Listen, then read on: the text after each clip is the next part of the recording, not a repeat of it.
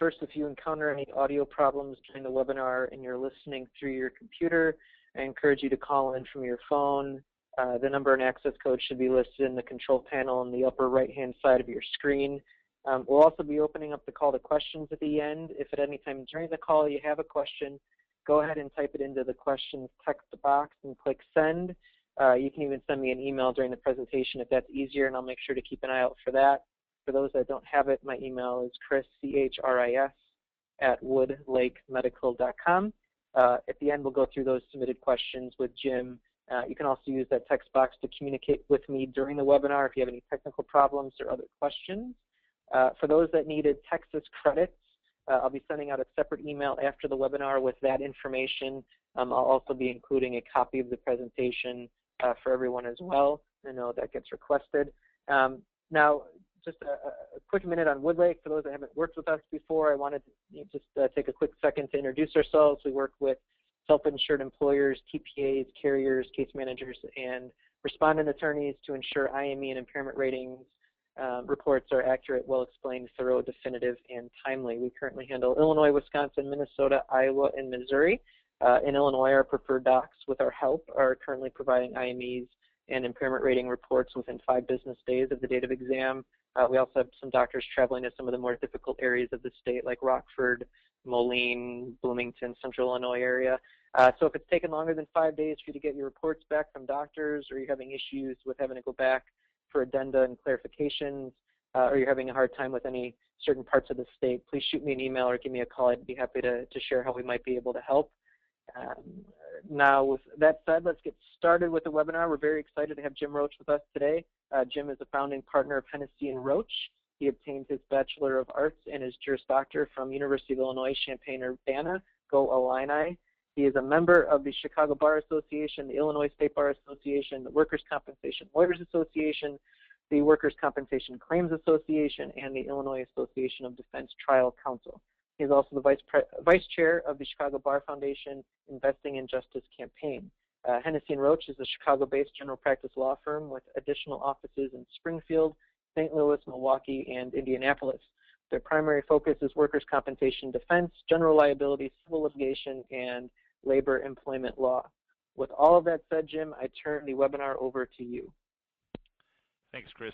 Good morning, everyone, and thank you for taking some time out of your busy schedule to participate in this webinar on settlement strategies. I'd like to thank Chris Rocks and Woodlake Medical Management for affording me the opportunity to speak today. A couple of housekeeping points before we get into the substance of the presentation. Let's get the lawyer disclaimer out of the way right away. I know many companies have policies and strategies in place regarding how to approach settlement negotiations.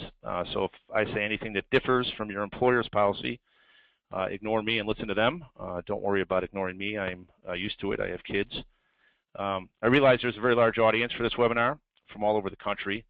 The good news is that many of the strategies I will discuss today are not jurisdictionally focused and should be useful in general settlement negotiations. The bad news is I am an Illinois guy, so while I've tried to avoid making the presentation too Illinois-centric, there are some points in this presentation where it couldn't be avoided. Let me apologize in advance for my Illinois bias to all the non-Illinois folks listening in. We should have some time for questions, as Chris said at the end, but feel free to email me anytime with questions at jroach@hennessyroach.com. That's HENNESSYROACH. And I'll answer them that way as well. And you can also find us on the web at hennessyroach.com. Very briefly, a little about me and the firm in case you're not familiar with us. I've been practicing in Illinois focusing on defending employers and workers' compensation cases for coming up on 25 years. I'm the managing partner of Hennessy & Roach, and I also chair the workers' compensation defense practice. Hennessy & Roach is celebrating our 21st birthday in 3 days. We're a Midwest-based defense firm with offices in Chicago, Springfield, Illinois, St. Louis, Indianapolis, and Green Bay. Our practice focuses on defending employers at the various workers' compensation venues in those 4 states and defending defendants in civil matters throughout the various court systems in all 4 states. As far as the subject matter of this presentation, Hennessy & Roach is approaching 30,000 negotiated settlements using many of the strategies I'll discuss today. So today we're going to be discussing settlement strategies to resolve workers' compensation cases. So how important is it to learn and fine-tune your settlement approach and negotiation skills? Well, I'd like you to think about this. In Illinois, over 95% of the workers' compensation cases settle. 19 out of every 20 cases filed result in a settlement. I think that's relatively consistent with national averages. Therefore, I think you could make a compelling argument that developing strong settlement strategies and skills is actually more important than developing an understanding of the legal and medical issues that impact the defense of workers' compensation cases. Think about how much time and energy is directed at those issues and how little is directed at negotiation approaches and skills. The bottom line is whether you're a risk manager, a claims adjuster, or a defense attorney, your approach to how you settle cases will directly impact 19 out of every 20 workers' compensation cases that you touch on a daily basis. So before we get into a discussion of settlement strategies, let's first discuss evaluating a claim for settlement. After all, the first step in settling any case is properly evaluating the claim for settlement. Otherwise put, even the best negotiation techniques will not be able to influence a positive resolution of a disputed issue or claim unless the underlying evaluation provides a strong foundation for the negotiations. Even if the best negotiating approach isn't going to achieve even the best negotiating approach isn't going to achieve a great result if the evaluation relied on for those negotiations is flawed. To put it in computer terms, garbage in, garbage out. You better nail the evaluation before you start thinking about settlement. So a discussion about settlement evaluation in Illinois would not be complete without a brief discussion on where things are with AMA ratings. AMA ratings are a topic that's heating up at the Commission in Illinois, and they're definitely starting to impact settlements. When I lectured about the impact AMA ratings would have right after the changes to the Act in 2011, I indicated that it would take a couple of years before we could really evaluate their value because claimants that got hurt in late 2011 had to reach maximum medical improvement. Those cases had to be tried before arbitrators, and then those cases had to be appealed and decided before there would be a decent sampling size of commission decisions.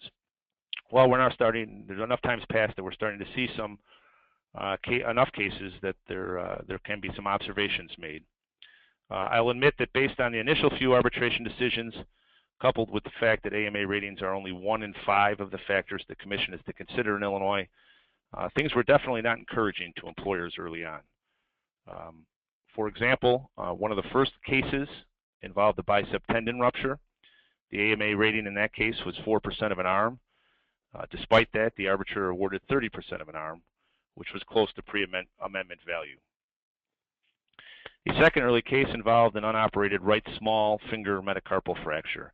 The AMA rating in that case was 1% loss of use of the hand. The award the arbitrator gave was 10% loss of use of the hand, again close to pre-amendment value. And these first two cases that were tried got a lot of press, and basically it was pretty depressing for employers. After these first few decisions, employers really felt like the AMA ratings were going the way of utilization review after the 2005 changes. Their use may have been codified expressly in the statute, but it appeared the Commission was just going to ignore them. It appeared very likely that AMA ratings would not have any teeth. Because of the early results and the costs involved in getting a rating, the trend in the industry was, and to some degree remains, adverse to obtaining AMA ratings. There was and still is a belief that they were and remain a waste of time and money and are not significantly impacting values. Well, fast forward to the last few months, and when the recent Commission decisions are analyzed, the news is much more encouraging for employers. For example, I'm going to summarize 3 recent Commission decisions that have come down in the last few months for you over the next minute or two. Case number 1, the injury was repetitive trauma-induced operated carpal tunnel syndrome. The AMA rating was 5% of a hand. The award was actually 10% of a hand. 2 points about that decision for this presentation. That is half of the pre-amendment value, and it's also 5% below the 15% limitation for the 2011 changes. And also, if you remember, the legislature also knocked the value of a hand down from 205 to 190 weeks. So this is a pretty significant case in favor of employers. The second recent case that came down involved a torn ACL repair.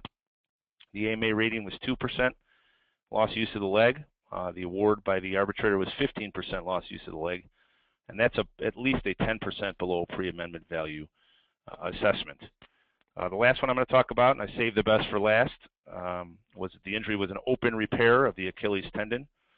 The AMA rating was 6% to the lower extremity. The significant part about this case is the arbitrator's award was 30% loss of use, which is pretty close to pre-amendment value.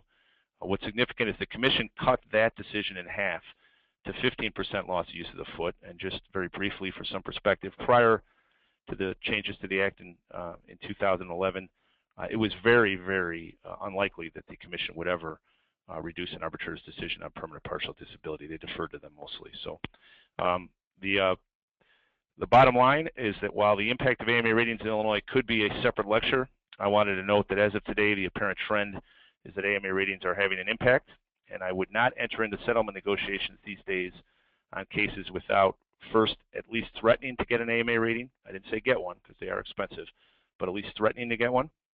And secondly, I think you have to start shifting a little bit, or the industry has to start shifting a little bit. We have to be willing to actually get the rating and try the case if the petitioner's attorney is standing by pre-amendment or close to pre-amendment value. When you think about the petitioner's bar, when you start talking about getting the AMA rating and trying the case, you're looking at somebody who might not get paid on the case for a year, 18 months, 2 years, and is probably going to see something in the area of 15 to 20% at least reduction in value. So when you use that as leverage, it can have some effect in negotiations. So let's talk a little bit about evaluating claims. While many cases only involve evaluating permanent impairment, there are other cases that involve many very disputed issues. Negotiation skills can have a much more significant impact in cases where disputed issues emerge than where permanent impairment is the only issue.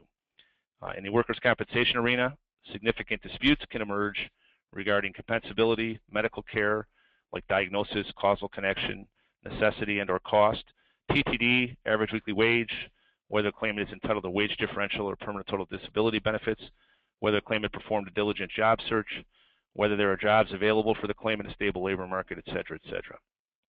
Because so few cases proceed to hearing, the resolution of those disputes in a manner most favorable to the employer can be achieved if a case is properly evaluated and effective settlement techniques and tactics are used. So I'm now going to take a few minutes to discuss the importance of using an objective formula to evaluate disputed issues on a claim. Let me start out by conceding there is significant subjectivity involved in the resolution of any disputed issue. An example of that subjectivity is demonstrated by the negotiation tactic adhered to by many petitioners' attorneys. Specifically, we've all heard members of the petitioner's bar state that their client needs X amount of money on a case. That statement by a claimant's attorney is often not accompanied by any analysis or support for the settlement figure provided. The proper response to that tactic by the employer is to indicate that the employer doesn't really care what the claimant needs to resolve an issue or claim. Instead, the employer is more interested in what the issue or claim is really worth. With that said, this tactic demonstrates the subjectivity involved in evaluating issues under the Illinois Workers' Compensation Act, and the petitioner's attorneys often simply have a gut feeling as to the value of resolving certain disputed issues or claims. Resolving disputes and agreeing on value really is more art than science. Unfortunately, even considering the inevitable subjectivity involved, employers do not have the luxury of simply relying on gut feelings, especially not anymore. In this day and age, there are often many individuals involved in a decision regarding settlement authority. Even in the traditional insurance company settings, insureds have become more involved in the extension of settlement authority. Even if the insurer has the authority to determine settlement authority, they often like to include the insured in the process these days from a business perspective. In the self-insured and or large deductible world, you often hear folks outside the employer's risk department included in the extension of authority. CFOs, operations managers, or even CEOs are often part of the process of extending authority. In this sophisticated environment where so many people with such diverse backgrounds play a role in extending settlement authority, it's no longer good enough to evaluate claims by using standards like, that is just what this case is worth, or that's just how these issues are resolved at the commission. Everybody at every level of the settlement chain must be able to justify the value of a claim for settlement in a meaningful and understandable way. It can no longer have the appearance that cases are being evaluated simply by throwing darts to see what sticks. Therefore, despite the subjectivity involved in these issues, it is not only useful, but I believe it is necessary to apply an objective formula to the evaluation process. While relying on an objective formula to resolve subjective issues remains imperfect, it's the best and only practical way to establish meaningful evaluations of disputed issues and claims that can be relied on by an employer when making decisions about resolving disputes. So let's go through the objective formula we use at Hennessy & Roach. The first step is to evaluate the evidence. In evaluating every disputed issue, the employer should process all the evidence germane to the disputed issue in terms of the value of the evidence to each side's position on the issue. In other words, the employer should determine what evidence the claimant will use at hearing to support his position on an issue and what evidence the employer will rely on to support its position. To illustrate this approach, the next two slides are an example from an actual Hennessy & Roach opinion letter evaluating disputed issues. I'm not going to read these next two slides to you, but take a quick look, peruse them, and see that all of the evidence is outlined and analyzed in the letter. And you don't need a magic wand, doesn't get waved over defense attorneys. You don't need a defense attorney to do this kind of thing. I think it's often a useful exercise for adjusters or risk managers or anybody just to kind of sit down on a complicated case where there are defenses and just kind of think about what the evidence is that's going to have an impact on the case overall and on the specific issues that are being disputed. And it's certainly an exercise that I think will help you realize what the evidence is that's going to be relevant to the case. So after that, what do? You've kind of figured out what the issues are, what the evidence is that's going to impact those issues. What do you do next? You have to project the outcome on the issue. Once the evidence has been evaluated as to how it will be used by each side in support of their respective positions on each disputed issue, the employer then needs to determine how strong each side's position is on that issue. In other words, the employer will need to determine its chances of prevailing on a percentage basis, whatever you want to use, 50-50, 2 out of 3, 6 out of 10. It's not an easy exercise. Young attorneys in our office are often afraid to do it. It's kind of the last step to making them veterans, is to get them to feel comfortable and actually pulling the trigger to evaluate a case or an issue in a case and say what the value is. I've taken over cases from other attorneys, from other firms where they've danced around it, and cases that have been around for years, but they've never actually pulled the trigger on evaluating the claim. But you have to do that. You have to use your experience and your knowledge, and you have to come up with a percentage of what you think the chances are of winning on specific issues or on the case as a whole. So what do you do next after you've kind of looked at the evidence and you've tried to figure out what your chances are of prevailing? You apply the analysis to the exposure. Once the employer determines how the evidence will impact each issue and how the evidence impacts each side's chances of prevailing, a determination can be made as to how much the employer is willing to pay to resolve that issue using an objective formula. I'll give you some examples that hopefully will go a long way to explain what I'm talking about. Let's look at a case where the real issue is compensability. If a determination is made that the employer has about a 60-40 chance against prevailing on compensability, and the case is worth $100,000, so you looked at all the evidence, you said the case is worth about $100,000, you've determined that you have about a 60-40 chance of winning, well, then it would be in the employer's best interest to consider settling for up to $60,000, 60% of $100,000. I said in the employer's best interest. I did not say that the employer has to settle. This formula is only a tool, as we'll discuss in a couple of minutes. A second example, not dealing with compensability of a case, but this kind of analysis is also applicable to separate issues, individual issues. Say you've got a case where you've got 2 years of disputed TTD at issue, and you've done your determination. You're talking about $66,000 in potential exposure. You believe, looking at all the evidence, that there's a 2 in 3 chance that the employer will prevail on disputing its liability for that TTD. Using the objective formula, it would be in the employer's best interest to at least consider settling the issue for up to $22,000.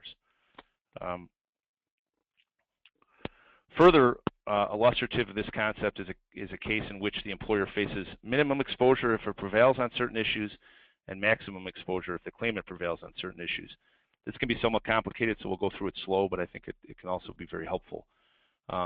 It's not uncommon. I'm sure you've all seen cases where you're handling a case in which, under the best case scenario, the employer faces exposure of, let's say, 10% of a man as a whole, or say $45,000. In that case, you've got an IME doctor that you feel very good about who says that the petitioner can return to work full duty and it's only a permanency case. At the same time, if the claimant prevails in establishing that she's a wage differential candidate, exposure could be determined as high as $275,000. Let's say you've got a treating doctor who's saying that the petitioner has permanent restrictions and the employer can't accommodate him. So you could be looking at a sizable wage differential case.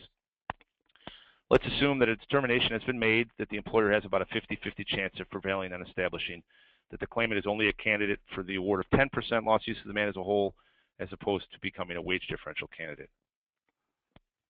Under that scenario, the minimum exposure that the employer is looking at is $45,000.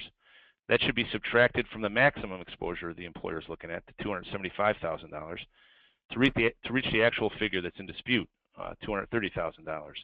Since under your own IME doctor's opinion, if it's followed by the arbitrator, you're looking at least exposure of $45,000. You're not looking at 0 to 275. You're really looking at the amount in between, or the $230,000 is the amount in dispute. When you take 50% of that figure, based on the fact that you've determined that you have about a 50-50 chance of winning, you're looking at about $115,000 that's actually in dispute.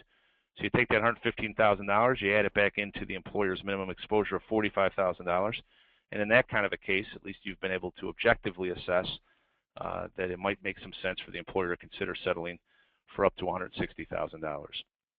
As previously discussed, the above formula is just a tool to help employers evaluate disputed issues. There's many other factors that go into determining how much an employer should pay to resolve a disputed claim or issue: business relationships, petitioner's attorney's reputations, pre-existing conditions, witness availability and witness credibility, the arbitrator's reputation, the employer's culture, just to mention a few. Needless to say, all of the myriad of other factors that are relevant to each individual case should also be factored into any evaluation made by the employer. With that said, the above objective formula at least provides a method for employers to meaningfully work up an objective evaluation of a case. It will help every link in the chain involved in the determination of settlement value to give a clear understanding of how the number was reached. Using an objective formula is far more effective than just saying that's what a case is worth at the commission, or the other frequent fallback line that we all hear. That is what I have seen similar cases or similar issues settled for in the past. So, now that the employer has properly evaluated the claim for settlement, what happens next? I'll concentrate the rest of my talk on settlement strategies Hennessy and Roach attorneys have relied on to successfully negotiate resolution to disputed issues and claims in the past. Always evaluate a claim for settlement. A theme which we constantly strive at Hennessy and Roach and drive into our attorneys is that every claim has a settlement value every day. Unfortunately, I have to give Tom Hennessy credit for that line. It's not mine, but it's true and it makes a lot of sense, and we make sure it resonates throughout the office all the time. Needless to say, that settlement value could be zero, but it still has a value. With that said, every claim should be constantly reevaluated regarding settlement value and regarding the merit of making a settlement offer or adjusting an existing settlement offer. I've taken over a shocking number of cases from attorneys at other firms in my career that were worked up, tried, and even appealed without any mention in the file between the attorney and the client of settlement.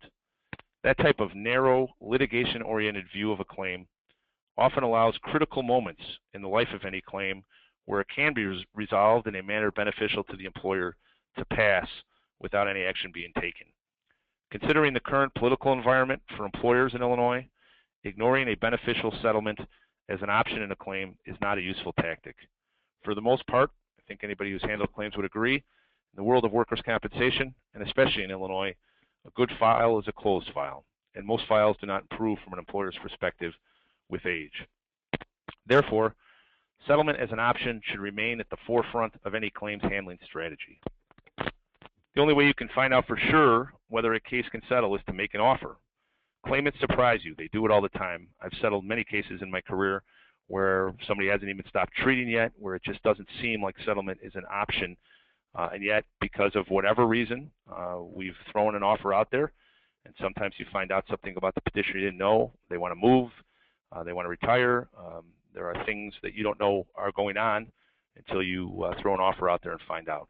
While the chances of settling might seem slim at certain points, In the process, in all cases, your chances of settling a case without an offer on the table are exactly zero. Another factor supporting the premise that every file has a settlement value every day is that anybody who's practiced at the Commission in Illinois for more than a cup of coffee will tell you that even on fully disputed files where there's been no meaningful negotiations and where both sides are in full agreement the case has to be tried, arbitrators will often force settlement discussions before they'll allow a case to go to trial. This just happened to me last week, in fact. I had a pretty complicated case in which the settlement demand walking into trial was $600,000. Our offer was exactly zero, and the reason for that offer was that we had a defense that we thought was that at least had some merit in negotiations, and petitioner's counsel wouldn't come off his number. He was the non-regular petitioner's attorney, and so therefore I was never given any settlement authority.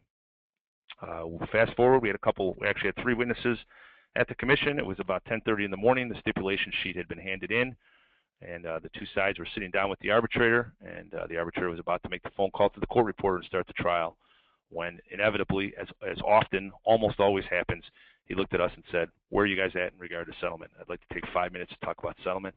1 hour and a half later, we had the case settled in principle for $175,000. So let me ask you a question. When that happens, when you have the arbitrator leaning on both sides to try to settle a case that both sides have sort of indicated is not going to settle, but that the arbitrator has made it clear that there's going to be settlement discussions, or at least an update as to where the parties are at in settlement before the case is allowed to be tried, which employer do you think is going to do better? The employer who has only thought about trying the case and is scrambling to catch up once the arbitrator forces settlement discussions literally on the courthouse steps, or the employer that, don't get me wrong, is committed to trying the case, but has also sat back and evaluated what their settlement posture would be if the arbitrator forced settlement discussions well before the trial date. Luckily, on my case, we fit into the second category, and actually the day before trial, while my client was reluctant to discuss settlement in a conference call, I made sure that we went over it. We talked about it. I advised him that I thought there was a chance the arbitrator would force us to discuss settlement, and we talked about what they would be comfortable settling it for, and did much of the objective analysis that we did a little earlier to come up with a number, and the number was actually $25,000 higher than what we settled the case for. So my client was prepared when the arbitrator leaned on us to think about settlement, was more comfortable with it than they would have been if they were just myopically thinking about trying the case. And then I made a phone call from the courthouse steps and said that the arbitrator wanted us to have meaningful settlement discussions. With that said, the claimant's attorneys don't always agree with the employer's assessment of settlement. Under those circumstances, the case should definitely be tried. Those are the cases that fit into that 1 out of 20 category. But that doesn't change the fact that every case should constantly be evaluated and reevaluated for settlement. Requiring a settlement demand. There is a theory adhered to by some insurance companies and law firms that a settlement demand should always be elicited from a claimant's attorney prior to any settlement offer being made on behalf of the employer. The basis of that theory apparently is the old adage that when negotiating, he who mentions money first loses. At Hennessy & Roach, we don't agree with that theory. While it doesn't hurt to elicit a settlement demand to determine where a claimant's head is relative to settlement, the claimant and or the attorney, the employer should be able to determine the value of every aspect of a pending claim without input from claimant's counsel. A claim is worth what it's worth, and an employer's chances of prevailing on a specific issue or claim is what it is, regardless of whether or not any input is obtained from claimant's counsel. On that same case that I just talked about, to give you another war story, right before I went out to make a call to my client, the arbitrator would not commit to a number, but we'd kind of been talking for over an hour, and I kind of had an idea of where I thought the arbitrator was going to come down on that settlement. He indicated that he would not tell me what that number was, but asked me to call my client and find out what the highest number my client would offer on a disputed basis to settle the case was. As I got up, the other attorney looked over and said, "Well, don't you need me to go to my client and tell you what number he'd be willing to go down to take before you make the call to your client?" And I said, with all due respect, he's not one of my favorite people, so I didn't mind saying this. I said, with all due respect, my client and I don't care what your client thinks the case is worth. We've evaluated the case. We've talked about it with the arbitrator. I have an idea where the arbitrator's at. I'm going to go talk to my client about what I think the arbitrator thinks it's worth, and what I think it's worth, and what they think it's worth. And we're going to make an offer, and you're either going to take it or leave it. Again, with all due respect, my client and I don't really care what your client thinks the case is worth.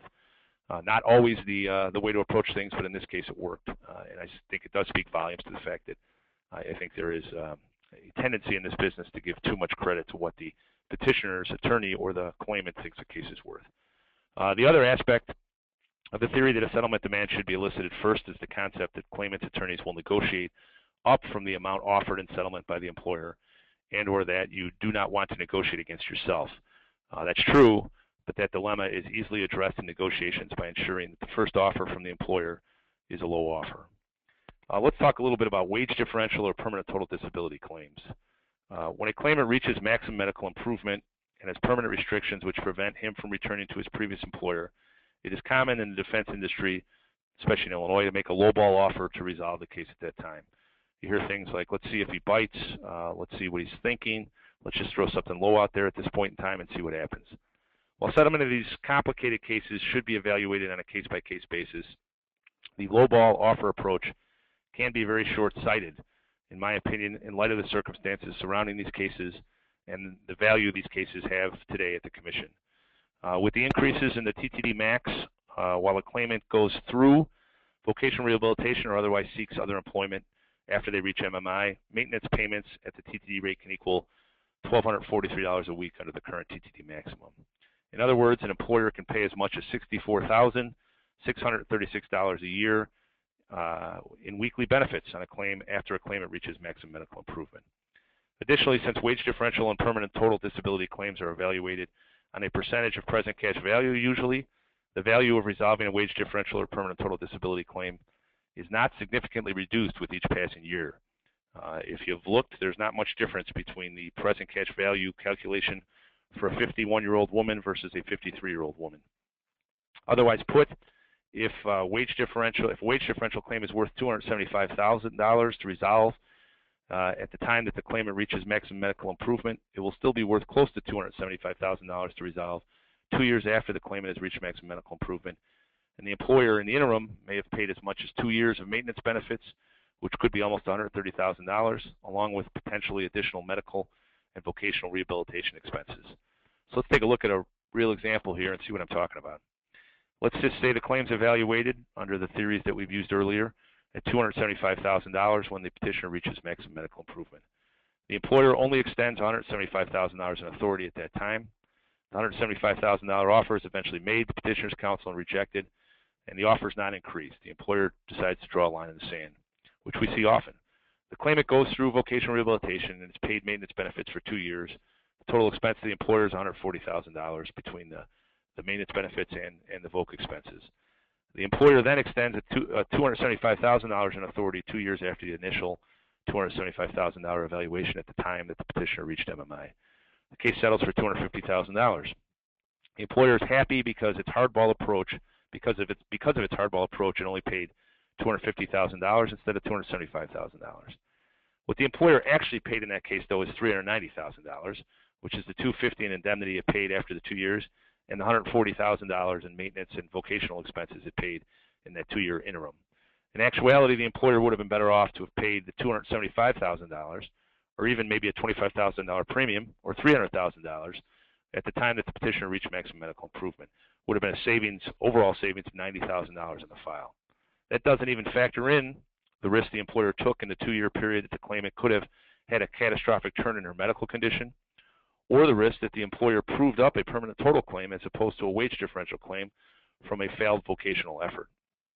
Therefore, and I want to stop here just for a second and say I'm not saying that you need to settle these cases at the time that the petitioner reaches MMI. I'm also conceding that oftentimes what you think the case is worth at that point in time is not what petitioner's counsel thinks it's worth, especially these days when we're seeing settlement demands of $500,000, $600,000, $700,000. But you ought to you ought to take a moment and you ought to really assess what the case is worth from your perspective at the time the petitioner either reaches MMI or just before that, and you ought to put that money on the table, and you ought to come up with a plan as to how that's going to be offered to the petitioner to see whether there's a chance of settling the case. Because if you're not doing that and you're taking the lowball position, chances are you're going to be paying a lot more money on the case. All right, let's move on to another theory, one of my personal favorites, the bucket of money theory. When there are several disputed issues on a claim, It is common for an employer to attribute specific amounts of money to each issue when making an offer of settlement. That's just how we defense folks think. It's how we're wired. It's sort of what we've been talking about for the last 45 minutes.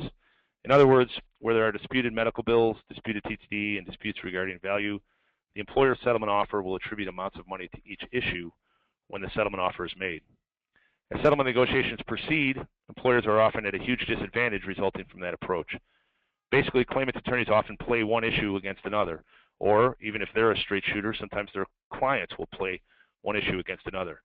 Specifically, a claimant's attorney will often come back with a counter demand indicating that the client will take the disputed amount offered in medical bills and TTD, but that they require a significant increase in permanency.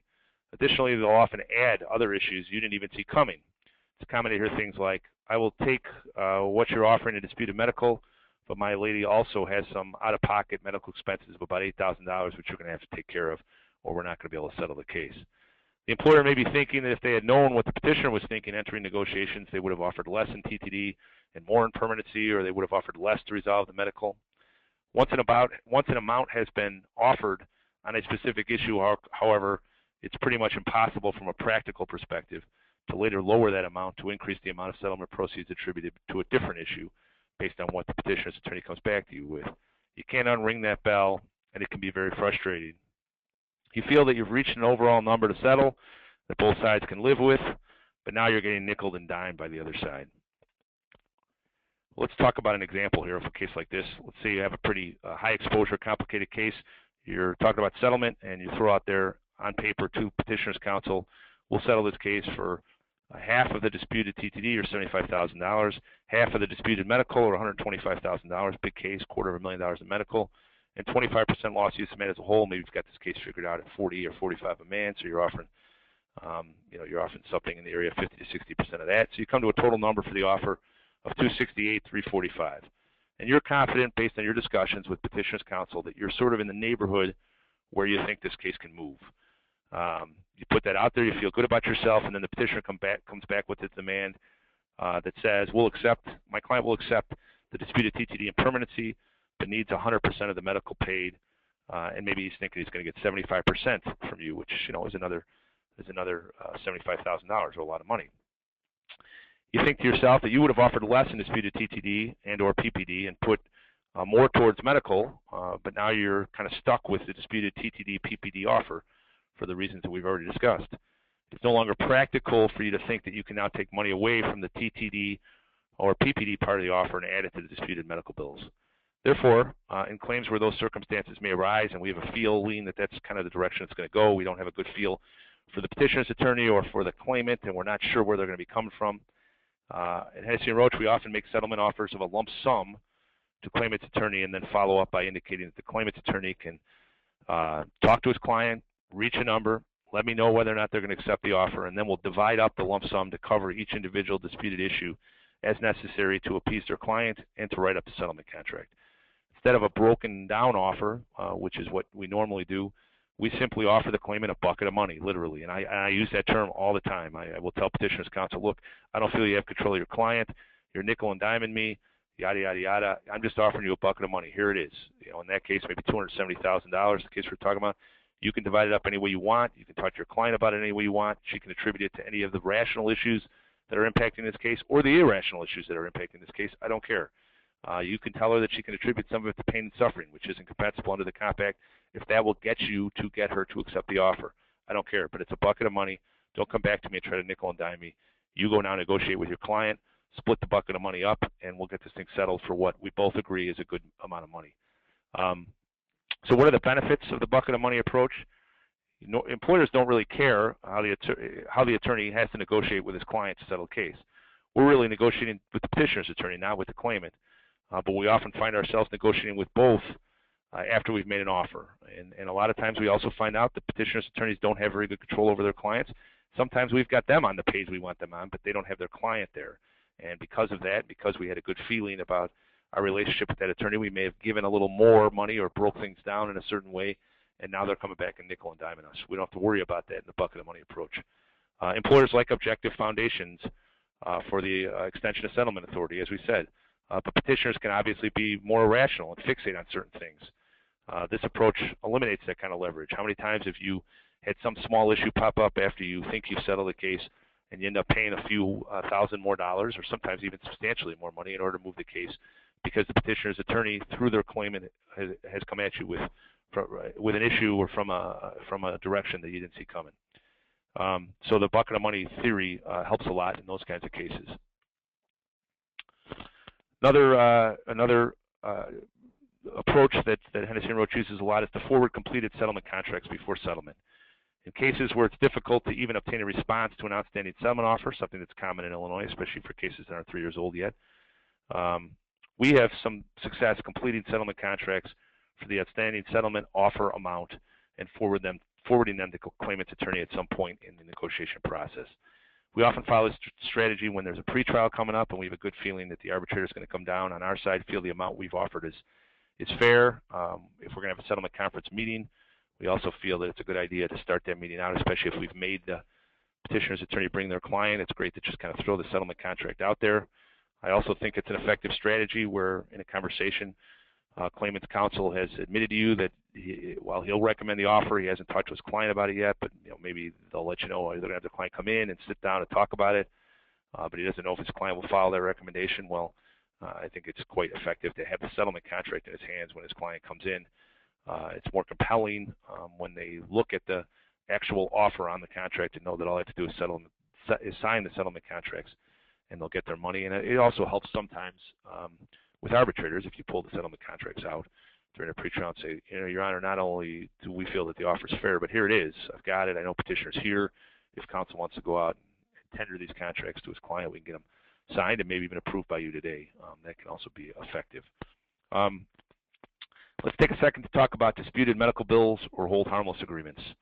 Hold harmless agreements are often requested by claimant attorneys on cases where there's sizable unpaid medical balances, usually cases where there was an original dispute, and maybe now you've assessed the dispute's not that great, but you haven't conceded it yet, those kinds of cases. The rule generally applied at Hennessy and Roach is actually quite simple. If the underlying dispute relative to the medical bill is strong, in other words, the employer has more than a 50-50 chance of prevailing, we do not recommend hold harmless agreements. Under those circumstances, agreeing to a hold harmless agreement could require the employer to pay medical bills that is more likely than not the employer would not be responsible for if the matter proceeded to hearing.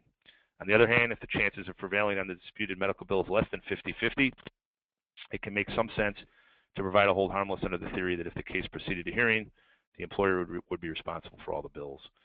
By providing a hold harmless under that circumstance, the employer has an opportunity to continue to reduce its liability for those bills through negotiation with the lien holder or the provider directly, when it would probably be responsible for those bills if the matter proceeded to hearing, in lieu of the fact that you've assessed that there's a better than 50-50 chance that you're going to lose that case. Let's take a minute to talk about advancements and credits, which come up a lot. Claimants' attorneys are involved in an extremely high-volume business. While many of them are excellent practitioners and are very well versed in the cases they handle, many of them are not so much. Therefore, if some advancements were made during the course of the file, or if there's a credit on the file, it often makes sense to negotiate a settlement with claimant's counsel first and then bring up the advancement or credit issue because, to be frank, they often forget about them when they're negotiating. That tactic should provide you leverage by simply allowing you to explain to claimant's attorney that the case is worth what both sides agreed it was worth and that the existence of the advancement or credit should not affect that value when they inevitably get upset when you bring the advancement or credit up later. And that's kind of effective. What I always do is I always try to leverage it like, look, you give me something rational that I can go to my client with and explain to them why this case is worth more than you thought it was worth before just because you forgot about the advancement. So that is a strategy that works out pretty well. Another strategy is to blame somebody else. It's often an effective tactic to indicate that somebody other than the party negotiating the settlement on behalf of the employer controls decisions regarding settlement authority, even if that's not the case. In other words, if, let's say, you're an adjuster, it's always good to be able to say that the actual insured or the employer or a supervisor has evaluated the claim and authorized settlement value, and they're the ones driving the settlement truck, not the adjuster. By taking the purse strings out of the hand of the person negotiating the settlement, that person is afforded some insulation from a request from claimant's attorney for additional settlement authority. And I have to admit, this is a tactic that I use all the time. Maybe I agree with you, counsel, that the case is worth a little more, but my clients had a number of people look at the issue and they've decided this is their drop-dead number, they're not going any higher, and there's nothing I can do about it. I've already talked to them about it, and at that point in time, I might be sitting there with $5,000 more on that issue. But it's a great tactic to use to force their hand and to basically sort of convince them that they can do their heeing and hawing all they want, but it's not going to get them anywhere because they're talking to the wrong person. So that can also help. It can be a compelling tactic, and sometimes I think can actually compel the claimant's attorney to take an offer that they wouldn't normally take. Let's talk a little bit about bidding against yourself. While there are circumstances in which an employer needs to increase its previous settlement offer, it is generally not a good tactic to do so regularly before the petitioner's attorney responds to your current offer. As an aside, I don't know if your attorneys have shared this with you or if we have, if you work with us, but you should know that there's an ethical requirement that we have that whatever settlement authority has been extended to us, we have to extend before we can try a case. Now, we should, if we don't want to do that, we should be talking to the client about reducing the amount of settlement authority they've given us, but that's something that you should at least be aware of. Claimant attorneys often perceive increases in settlement authority without a corresponding counter demand from the employer to be an indication that extensive additional settlement authority is available. Therefore, no matter how low the employer decides to go in beginning negotiations or how excessively high claimant's attorneys decide to go with a counter demand, it is generally a good tactic to force claimant's attorneys to provide a counter demand before increasing an offer. Sometimes that result can be achieved by simply pointing out to claimant's attorney that they never rejected or formally responded to the existing settlement offer made by the employer. This is red magic marker stuff, and I don't want to sound too coy, but I can't stress this enough. It's how we both win cases and achieve beneficial settlements on the defense side. I'm not talking about us, Hennessy Roach. I'm talking about everybody involved in defending cases. You got to know the file. As discussed above, claimants' attorneys are involved in a very high volume business. Additionally, they're not paid by the hour. Instead, they're paid on a percentage basis for any settlement proceeds or hearing proceeds they obtain on behalf of their client. Therefore, the system in which they operate motivates them to achieve the most significant result with the least amount of effort. Therefore, simply knowing the file extensively before entering into settlement negotiations can go a long way in allowing the employer to achieve the upper hand in negotiations. And that's, if you're an adjuster, take a look at the file, review your notes, and make sure you know the case. And chances are you're going to know it better than the other attorney when you enter into those negotiations. And more times than not, that's going to work out better for your client. Another strategy I want to talk about is be willing to settle individual issues. There's no prohibition, at least in Illinois, to resolving individual issues without resolving the whole case. You should always be willing to resolve individual issues if an opportunity arises to resolve that issue in a way you perceive to be advantageous to the employer. And I didn't want to make this whole presentation about old war stories, but I'll tell you one here because I think it's relevant and goes a long way to illustrate what I'm talking about. A few years ago, I tried a multiple surgery case under Section 19B. There was about $450,000 in medical bills at issue. We lost at arbitration on accident. I had a slight chance of winning. This was a he said, she said case, and there was an extra witness that came out of trial, so it was kind of 2 against 1. So I had a slight chance on review, but it wasn't very strong. It was minimal. I believe I told the client that I thought we had a 10 to 15% chance of having the case overheard at the commission. While the commission review was pending, we tried to settle out the whole case without success. When it became apparent that we would not be able to settle out the whole case while the case is on review, I used the threat of the arbitrator's decision getting overturned and negotiated an agreement on just the medical, where my client paid $225,000 to resolve the $450,000. I think it was about $440,000 in medical. We lost the review as I thought we would, but we still netted over $175,000 savings on the medical portion of the award by not just forgetting about settlement when settling the whole case out became apparent that it wasn't going to happen, but then by moving on to just a separate issue, the issue of medical, which was the 800-pound gorilla for my client and was the bulk of their exposure. I want to take a second just to talk about offer and acceptance law. I wanted to make a quick reference to the law of offer and acceptance as it applies to workers' compensation cases in Illinois, because I think many petitioners, attorneys try to use the law of offer and acceptance to bully adjusters. It is true that in civil cases in Illinois, if an offer is made and accepted without modification by the other side, the agreement is legally enforceable. That's why on that side, in the GL world, civil world, you have to be very careful about withdrawing offers if you don't want it to sit out there. Petitioners' attorneys try to use that rule in comp to claim that an employer or its agent cannot change its mind once it's agreed to a settlement term. That is simply not true in workers' comp in Illinois. Unlike civil cases, a workers' compensation settlement isn't official because there's only two parties involved, and there's a very important third party, the arbitrator, that has to approve the settlement on behalf of the commission. Therefore, any workers' compensation settlement is only in principle until the arbitrator actually approves the settlement, and traditional offer and acceptance laws do not apply. So don't let yourself be bullied by the petitioner's bar, who will tell you that if you agree to pay a certain amount on a certain issue and then you withdraw it or change it, that you can't do that, that they're going to enforce the contract term, that they're going to enforce the settlement. That doesn't apply in the world of workers' comp. Don't negotiate with your own lawyer. This is just something I'm going to throw out there. You may disagree, and you're certainly entitled to it, but negotiations with the claimant's attorney is hard enough, in my opinion. Don't hold back authority from your own defense attorneys. Everybody involved, from the defense attorney to the adjuster to the supervisor to the risk manager, is a team in the resolution of workers' compensation cases. And that approach, the team approach, I have seen over the years is the most effective way. You know, it's not called the Workers and Employers Compensation Act. You're up against it. But having a good team in place and having a trust level with everybody on that team is the best way to effectuate the best results for the employer. If you don't trust your own defense attorney or you don't think they're competent, get a new defense attorney. There's plenty out there.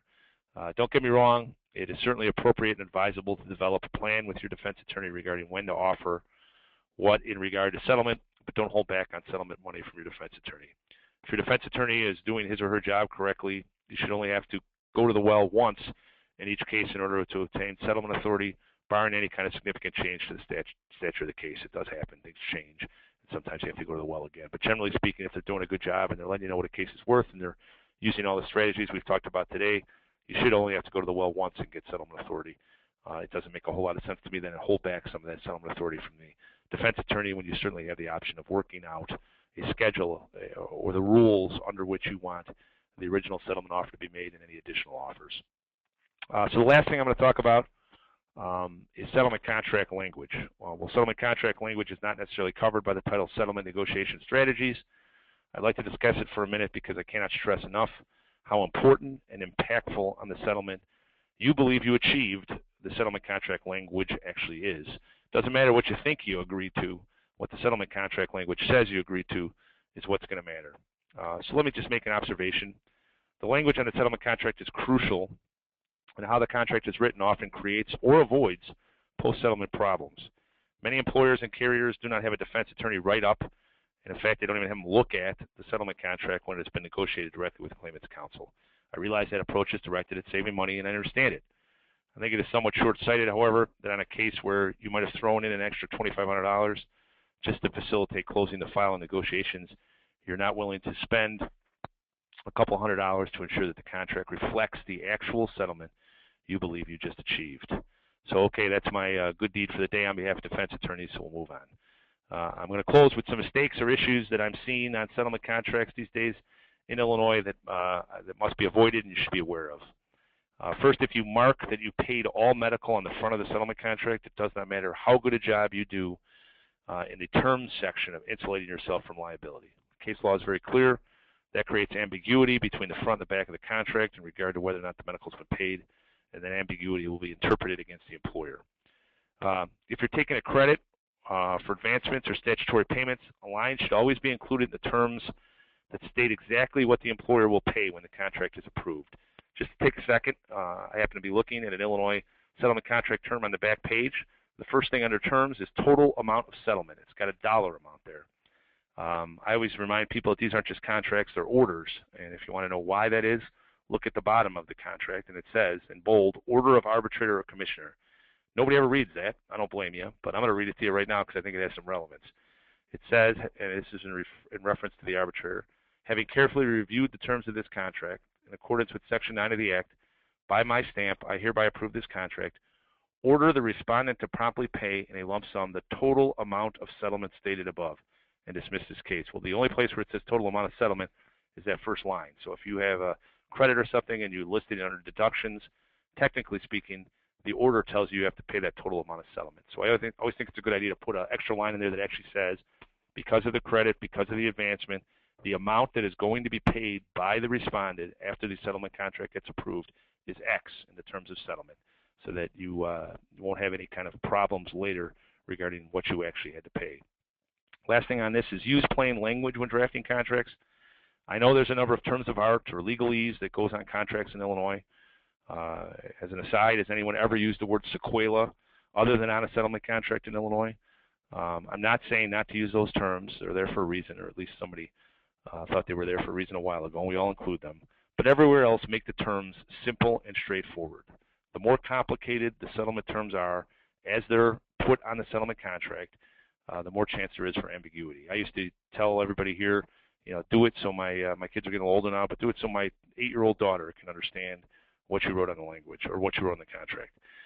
So for about 40 seconds, let me just briefly discuss MSAs. Obviously, that could be a whole different hour or hour and a half or 2-hour or 4-hour seminar.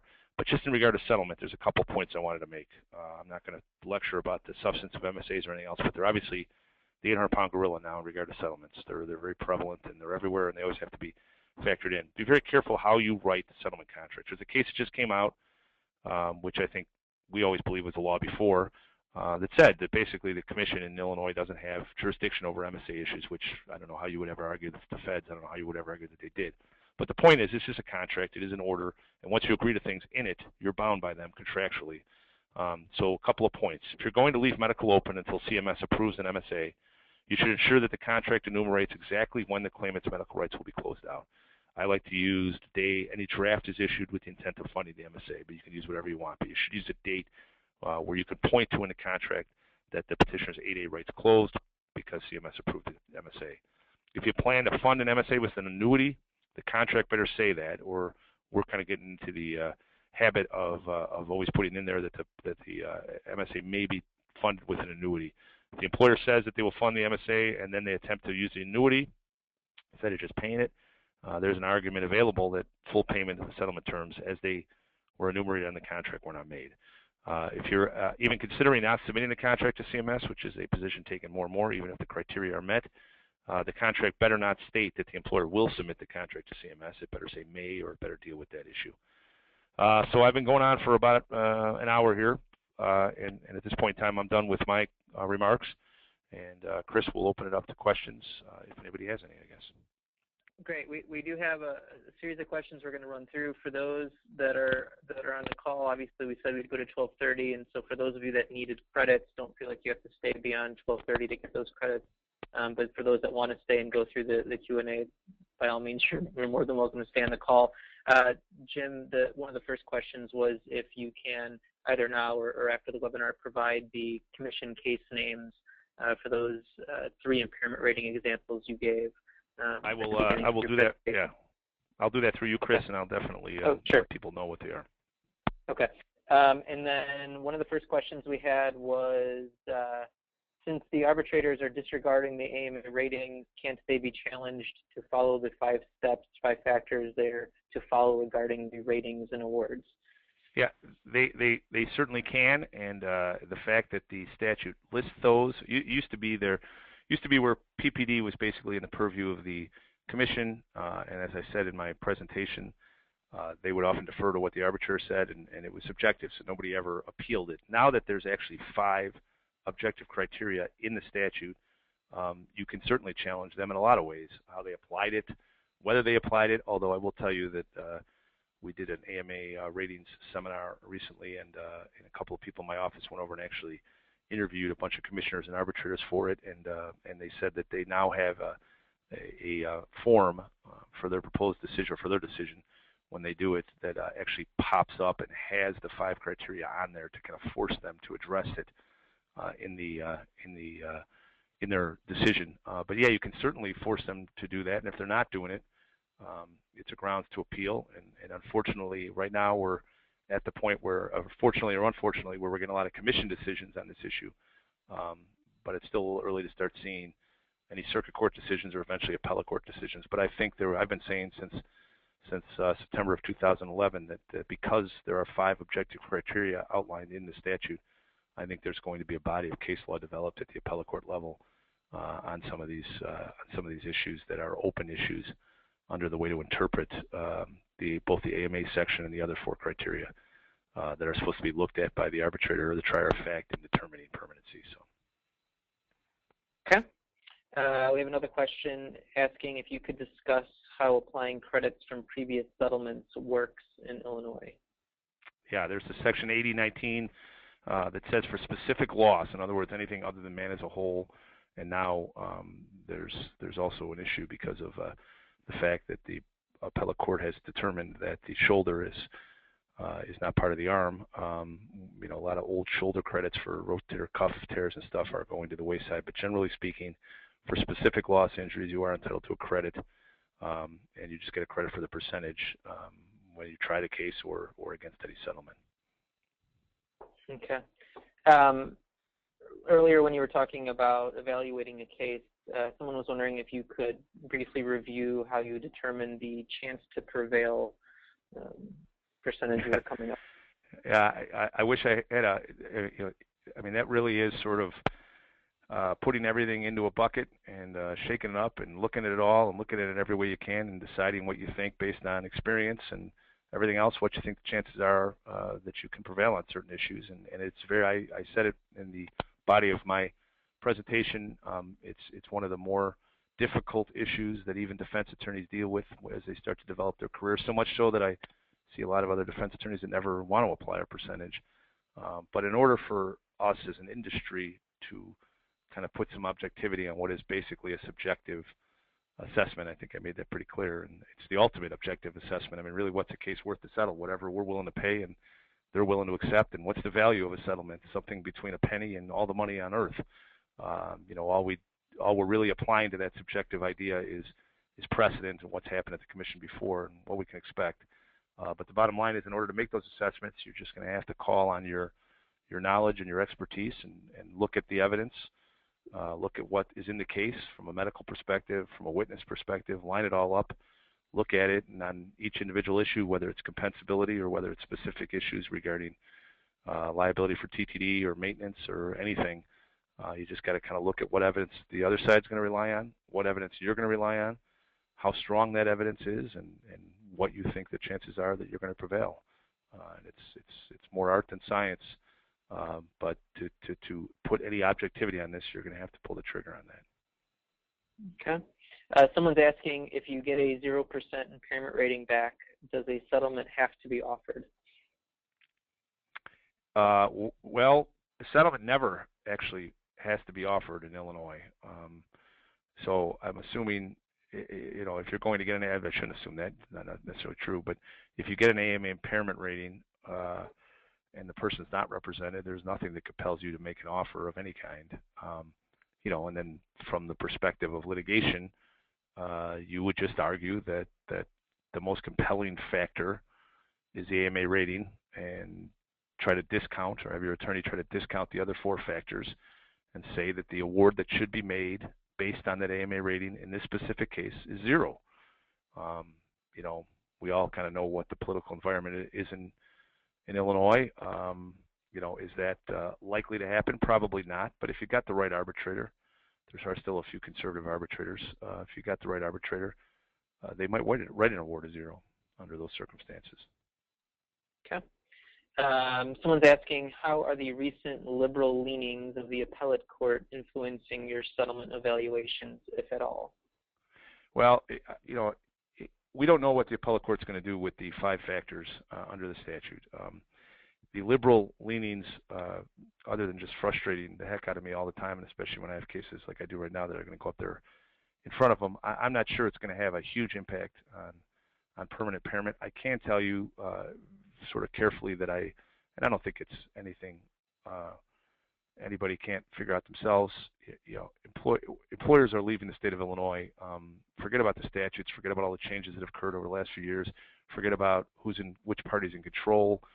Forget about which party's in control and the political leanings of the people they're putting into the commission.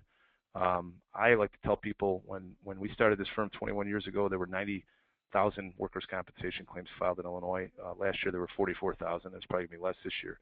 There's not a whole lot of jobs left in Illinois, and even the pro-labor folks are starting to realize that, and I think there's some external influences, some legitimate external influences, for the first time since the Democrats took control of the governor's house with Blagojevich. I think it's the first time there's some external influences on the commission um, to show that savings that they represented in 2011. I mean, the legislature was offering employers savings on permanency of 10 to 20% as a result of these changes, and I think for the first time there's some pressure being put externally on the commission to achieve those because employers are leaving the state. And that's just the world according to me. So, but that's what I think is kind of happening here. So I think it's the winds of change have sort of blown after those first few arbitration decisions were so bad, and because of the environment here with employers fleeing the state, I think we're going to hopefully, we started to see with the commission level, and we're going to hopefully see some reduction in permanency in awards, at least until the winds of change go the other way. So. Okay. You had talked about settling individual issues and gave the example of the medical on the one case. Someone's asking if you could give example of other individual issues that can be settled.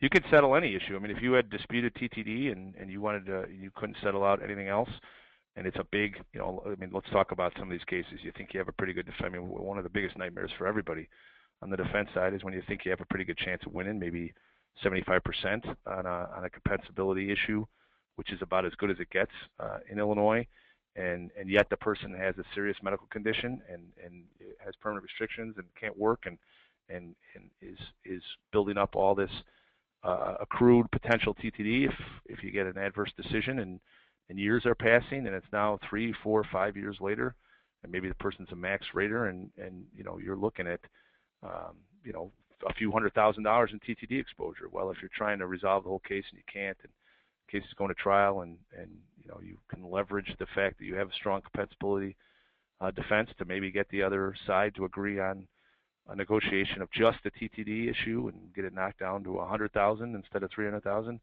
There's nothing that stops you from doing that, and you can then just get a separate agreement made and stipulate it at the time that the case gets heard. There's nothing that prevents you from really negotiating any individual issue to resolution through a compromise if you can get the other side to agree with you. Okay. Someone is asking, what strategy should be used when a claimant's attorney refuses to secure a rating? Well, generally speaking, right now they're not doing it. Time will tell what happens, but they don't want to spend the money. And because of the first couple of decisions, and because of the 5 factors and the fact that we decided not to, in our infinite wisdom in Illinois, we decided not to become just a basic AMA rating state, but we decided to have it be one factor and to come up with these 5 factors that you can basically drive a truck through.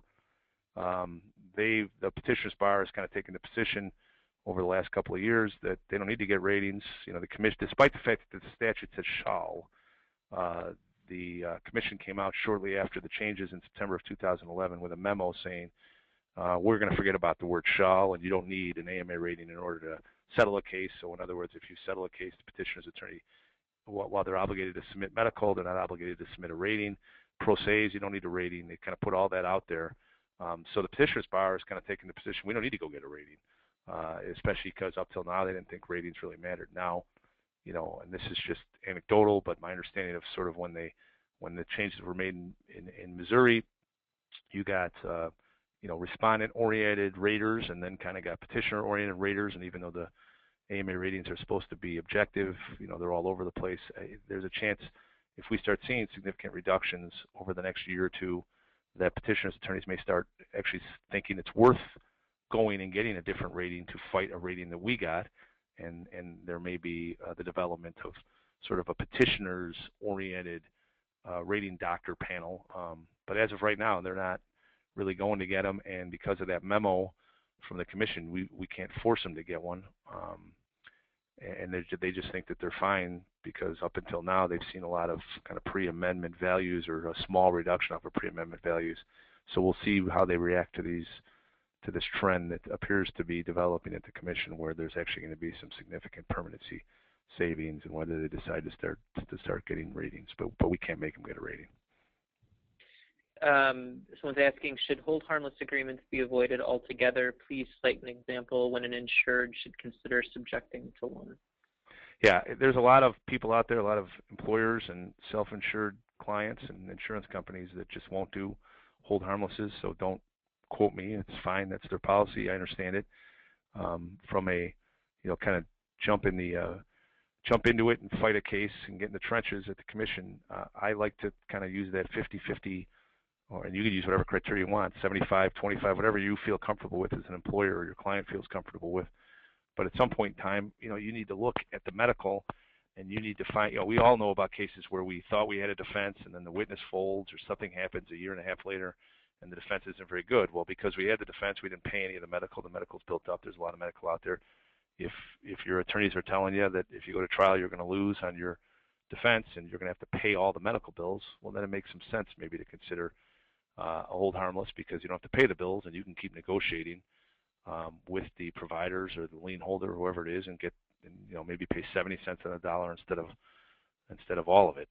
But and then the other side of that coin is if you think you have a strong defense, I would not pay I would not offer a hold harmless, because you may end up paying all the medical on a case where you have a defense. So at that point in time, I just adjudicate that issue. Okay. Let's see here. Someone is asking, what is the benefit, if any, of keeping the file open while we wait for CMS approval of the MSA? Likely we are not paying continued TTD. How much more work and legal fees are being incurred? You keep the file open, you're gonna pay money. We oftentimes will recommend to a client, we don't need us anymore to close. Just we will close our file, and then if you need to reopen it when you hear back from CMS, that's fine. Some clients feel comfortable with that, some don't.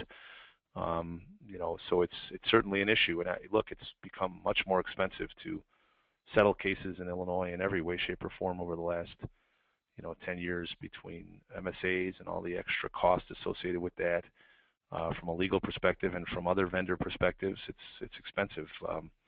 And I always say, is in regard to MSAs, it's a experiment and it's an exercise in risk management. How comfortable do you feel? Do you think you need your defense attorney to stay on a file while you're waiting to hear back from CMS? That's your call.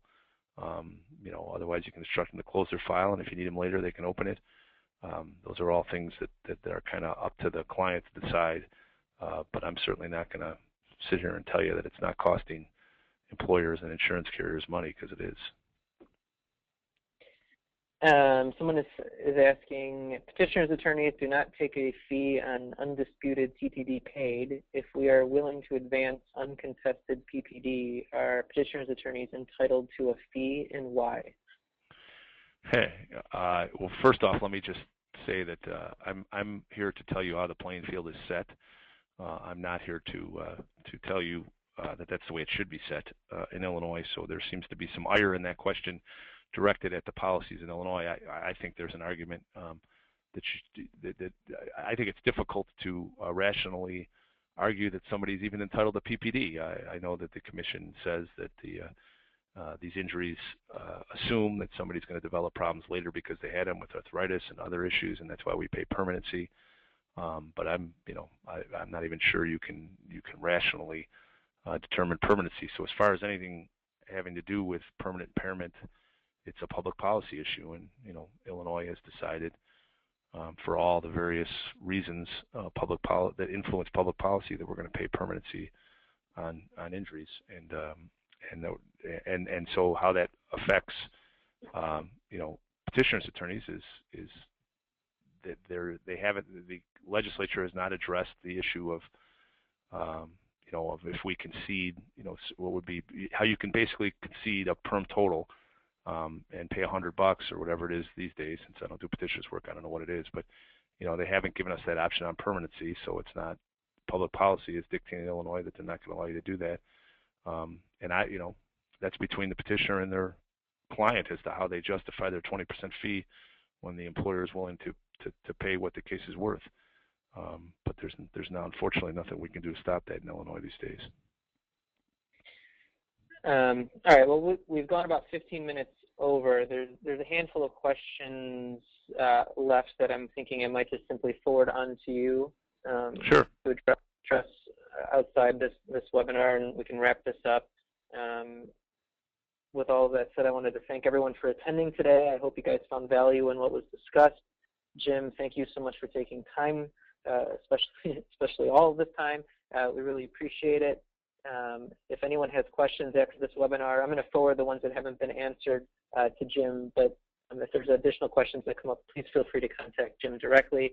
I'll include his contact information when I send out some stuff over the next couple of days. For those in the webinar still, please be on the lookout for an email from me in the next day or so. It'll have information on the Texas CUs. There'll be a link to a recording. There'll be a link to an evaluation form. Your feedback really helps to determine what's been the most useful to you and how we should proceed with future webinars.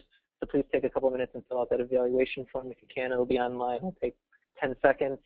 And so thanks in advance for your help with that. Jim, any closing remarks? Yeah, I just want to say thank you very, very much to everybody. It's always kind of a strange environment to sit behind your desk and talking to a phone for an hour. And, but hopefully at least some of it was interesting enough so that nobody dozed off. And I hope you found it helpful. And anybody can feel free to reach out to me directly anytime they want with any questions, etc. And I really appreciate the opportunity. And again, I just hope it was helpful to everybody. Great, Jim. Thank you so much.